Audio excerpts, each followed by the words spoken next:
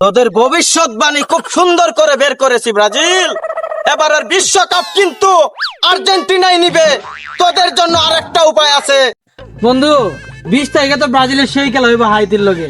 আমার মনে হয় মাঠ পুরো গরম থাকবো, তুই কি দেখো? মাঠ গরম থাকবো না বেটা, মুরুক্কর লগে খেললে তুই আমরা ঢো করে রয়েছি। এখন সাফা বাজি আর কত করতাম।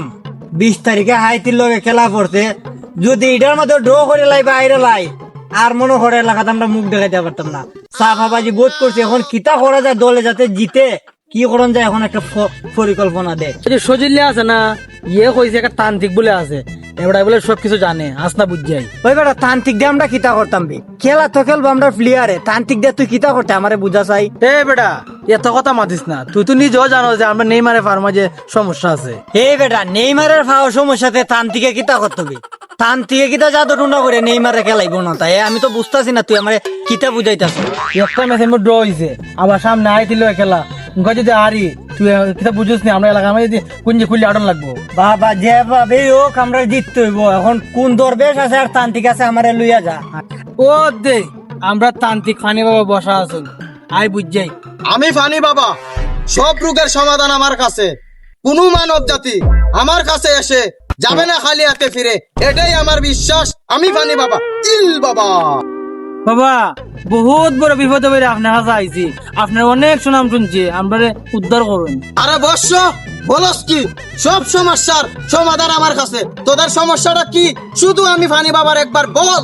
বাবা আমরা সমস্যাটা হইলো গত ম্যাচ আমরা ড্র করছি, এখন সামনে 20 তারিখে হাইতির লগে আমরা খেলা।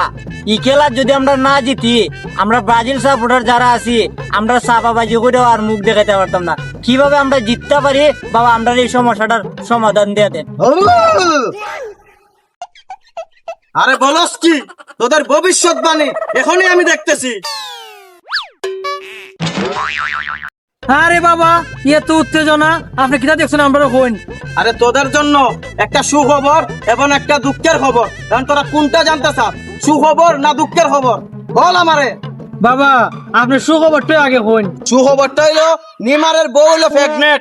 তোরা সামনে মামা হইতে চলতেছস। আরে বাবা আমরা খেলার খবর জানতাম চাইছি, আপনার দ্বারা নেইমারের বউর খবর না, এটা কি তা হইন? তাহলে দুঃখের খবরটা শুন।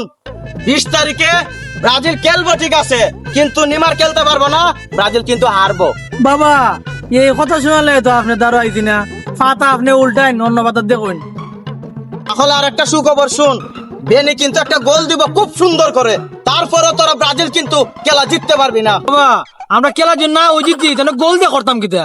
এটা তো 7-1 জিঙ্গা, তো 7-1 তোর মনের খবর হইতে পারবো, ওই সব কিছু জানে। হে বেটা কিতারে বাবা কিতা তুই বলে সব জানো। আরে বুঝছত না, বাবা ভালো করে জানে যে আমরা ব্রাজিল সাপোর্টাররা চাপাবাজ। বিনি একটা গোল দিব আমরা চাপাবাজি শুরু হইব। বাবা এটা আগে তুই বুঝে লাইছে, বাবা বুঝে কইছে আমি জানি, বুঝছত?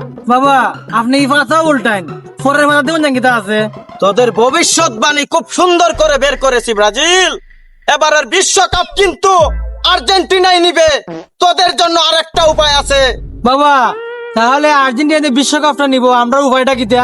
তোদের উপায় একটাই, ব্রাজিলের জার্সি খুলে আর্জেন্টিনার জার্সি গায়ে দিয়ে হাঁটবি আর 3 বেলা দুধ দিয়ে গোসল দিবি, তাহলে মান সম্মান নিয়ে আর্জেন্টিনার মতন এলাকার মাঝে ঘুরতে পারবি।